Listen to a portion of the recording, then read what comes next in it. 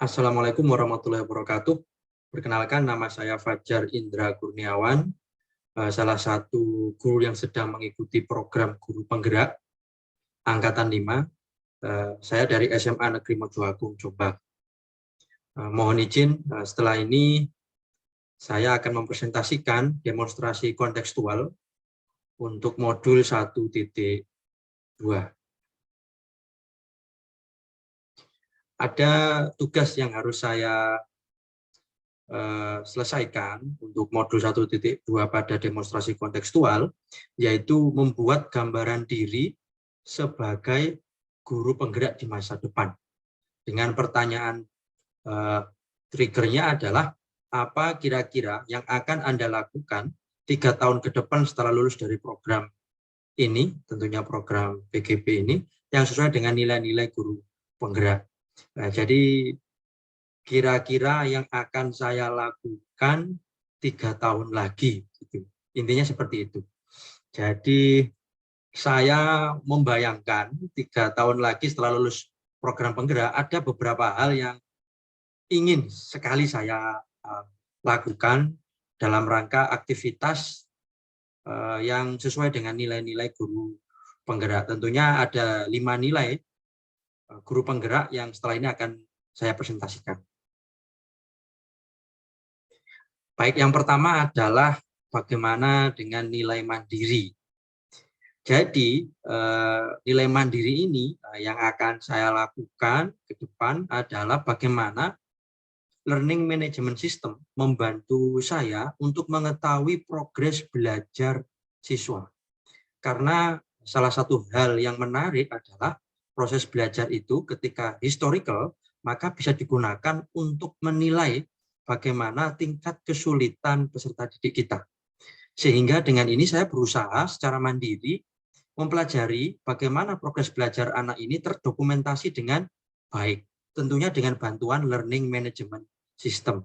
Seperti halnya LMS yang kita gunakan selama ini di platform Guru Penggerak, saya membayangkan itu juga dipakai di anak-anak. Tentunya itu akan semangat membantu kita memahami bagaimana anak-anak terkendala pada materi atau modul berapa, sehingga ketika terdokumentasi dengan baik, tentunya saya sebagai seorang guru akan mudah melihat apa-apa yang telah dilakukan atau apa yang belum, sehingga saya memberikan kesimpulan kepada anak, oh ternyata si A, si B mengalami kesulitan pada bab atau modul tertentu, sehingga sebagai seorang guru kita dapat menggali kendala-kendalanya apa saja dan berusaha mencarikan solusi. Ini terkait bagaimana nilai mandirinya. Berikutnya adalah nilai reflektif. Tentunya reflektif ini evaluasi pembelajaran dengan teman sejauh. Jadi dengan adanya evaluasi ini, maka saya sebagai guru akan memahami hal yang baik.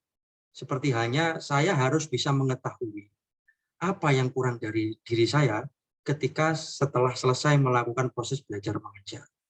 Tentunya yang bisa melakukan ini lebih baik adalah orang lain, yaitu teman sejawat, yang memahami dan bisa menilai kita secara objektif apa-apa yang kurang dan harus diperbaiki, harus dilengkapi. Maka ini menjadi nilai reflektif saya untuk membangun evaluasi pembelajaran, evaluasi diri dalam rangka peningkatan kualitas pembelajaran yang dibantu oleh guru lain atau teman sejawat. Ini terkait nilai reflektif. Kemudian adalah nilai kolaboratif. Untuk nilai kolaboratif, kebetulan background saya adalah IT, di mana saya S1 teknologi X1 informatika, dan yang kedua adalah S2 teknologi informasi. Saya ingin berbagi sharing begitu pengalaman, sharing juga pengetahuan kepada teman-teman, tidak hanya terbatas pada guru mapel informatika, tapi juga semua tenaga pendidik, bagaimana melakukan pemanfaatan media pembelajaran yang sesuai dengan kebutuhan masing-masing teman-teman guru, lintas mapel atau guru kelas, baik dari tingkat dasar maupun tingkat menengah. Karena dengan kolaborasi ini, sisi positif lain yang saya dapatkan adalah saya akan terus mendapatkan pemahaman-pemahaman yang baru. Apalagi pengetahuan baru yang berdasarkan reality base. Sehingga kesulitan-kesulitan belajar dapat kita pecahkan bersama dengan pemanfaatan media pembelajaran yang berbasis teknologi informasi yang tentunya akan mempermudah kita sebagai seorang guru untuk terus berkarya dan terus menghamba kepada anak sehingga proses belajar mengajar kita bisa lebih maksimal dan efektif. Ini untuk nilai kolaboratif. Nilai berikutnya adalah nilai inovatif. Jadi saya membayangkan begini, siswa kita itu kesehariannya sudah sangat familiar sekali dengan yang namanya smartphone. Begitu. Inovasi yang ke depan ingin saya kembangkan itu adalah bagaimana penggunaan smartphone itu dalam hal ini adalah teknologi QR Code itu sebagai media pembelajaran inovatif. Saya membayangkan ada sebuah materi begitu, di mana materi saya ini saya sebar ke seluruh sekolah, ke seluruh wilayah sekolah, di mana QR Code itu berisi bisa berbentuk informasi atau sebuah instruksi tertentu yang mendukung proses belajar mengajar kita.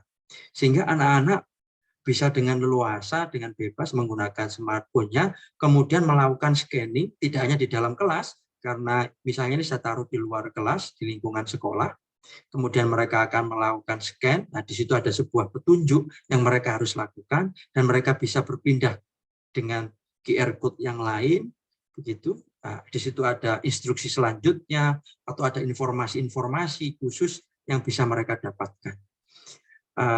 Tentunya setelah itu kita akan menyimpulkan apa-apa yang sudah mereka dapatkan, dan saya yakin model pembelajaran seperti ini memiliki dampak yang cukup baik karena jelas pembelajaran ini menyenangkan, tidak tersekat di dalam sebuah ruangan, tapi mereka bebas melakukan ekspresinya tergantung dari QR Code yang mereka scanning.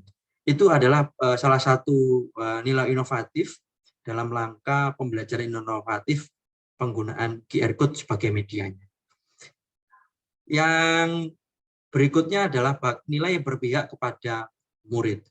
Poin penting di sini adalah bagaimana kita sebagai seorang guru dapat membentuk sebuah atmosfer yang menyenangkan di dalam kelas.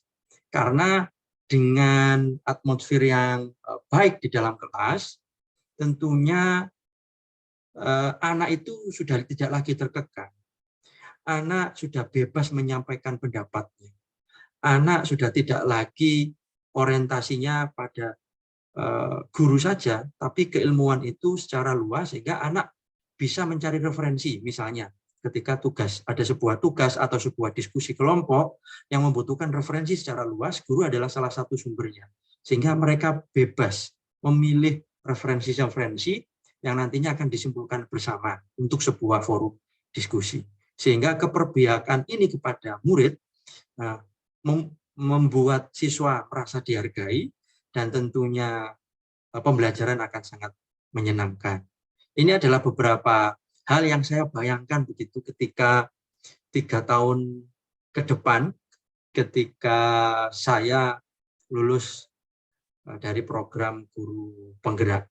Tentunya terima kasih atas kesempatan yang diberikan saya mengikuti program guru penggerak. Ini menjadi pengalaman yang luar biasa di hidup saya. Sekian presentasi demonstrasi kontekstual untuk modul T1. Terima kasih semuanya. Ingarso Sumpulodo, Ikmatio Mangunkarso, Tuturi Handayani. Wassalamualaikum warahmatullahi wabarakatuh.